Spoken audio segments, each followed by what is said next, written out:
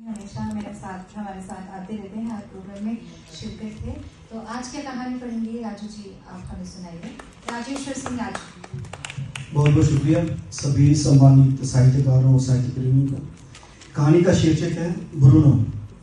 Bruno ने जब घर में पांव रखा था तो पूरे घर में मानो खुशियों की लहर आ गई थी। हर कोई उसे अपनी बाहों में उठा लेने को मचलने लगा था। बेचारा ब्रूनो परेशान होकर सबको देखता, फिर उनसे बचने के लिए भागने की कोशिश करता, लेकिन वह बेचारा कहाँ बच पाता। कभी राहुल उसे बाहों में उठा लेता, कभी मेघा राहुल से उसे छीनने की कोशिश करती और ब्रूनो हैरान परेशान उनकी माँ की तरफ देखता तो कुसुम उनकी माँ दोनों को डांटती और ब्रूनो को उठाकर अपनी छाती से लगा लेती। ब्रूनो को कुसुम की छाती से लाकर बहुत आराम पहुंचता और वह छोटी छोटी बाहें कुसुम के कंधों पर रखकर आंखें बंद कर लेता।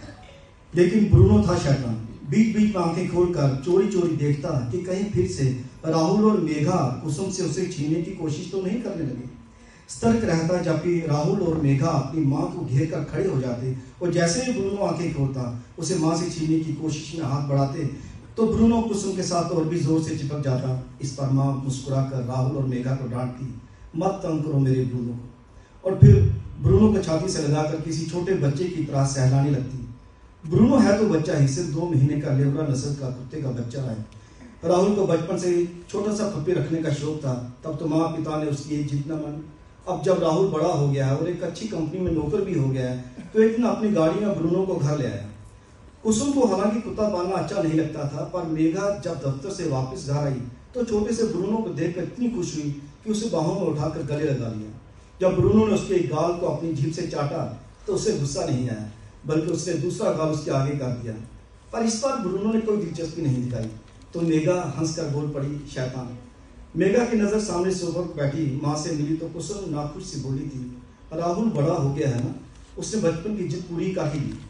मेघा ब्रूनो को गले लगाए माँ के पास आकर बैठ के अपने हाथों से उसे सहलाती बोली थी, माँ अच्छा है ना, आपका टाइम भी पास हो जाया करेगा। मेरे लिए टाइम पास करने के लिए बहुत काम है, उल्टा इसको लाकर और काम खड़ा कर दिया। अरे कुत्ता पालना भी आसान काम है क्या?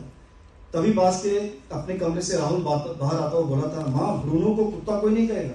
तो क्या है? माँ ने पूछा था। ये हमारा फैमिली मेंबर है, यूं समझ लो आपका छोटा बेटा, नाम है ब्रूनो। इस पर उत्साह होकर मेघा बोली थी, अच्छा जी, तो ब्रूनो की परवरिश कौन करेगा? कमाल करती हो माँ, अरे भला बच्चे की परवरिश कौन करता है? राहुल ने हैरानगी जताई तो मेघा फटाक से बोली थी, माँ।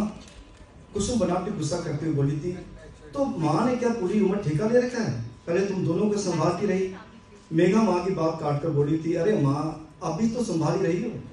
खैर तुम दोनों घर का कोई काम तो करते नहीं हो, बड़े हो गए हो, लेकिन हरकतें बच्चों की तरह। अब